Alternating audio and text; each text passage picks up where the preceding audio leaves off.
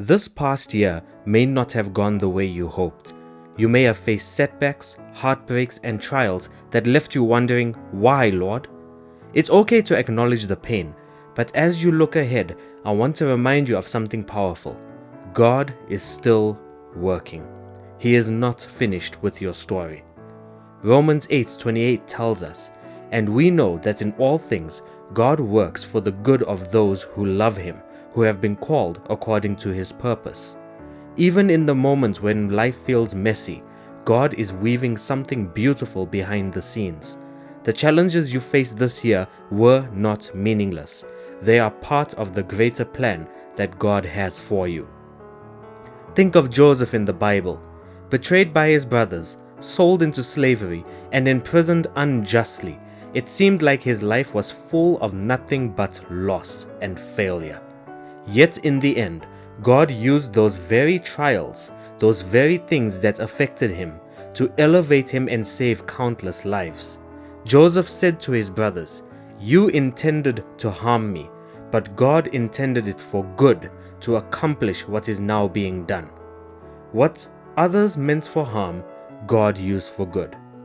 So as this year closes, don't carry despair into the next chapter.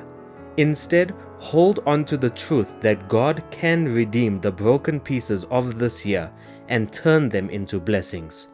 Let this time be a time to reset your hope, to trust that God's mercies are new every morning, and to believe that He who began a good work in you will carry it on to completion.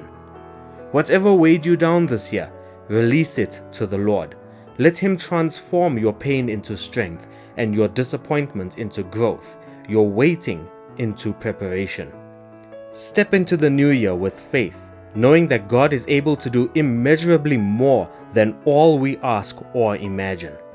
Your trials have a purpose. They are shaping you, refining you, and drawing you closer to God.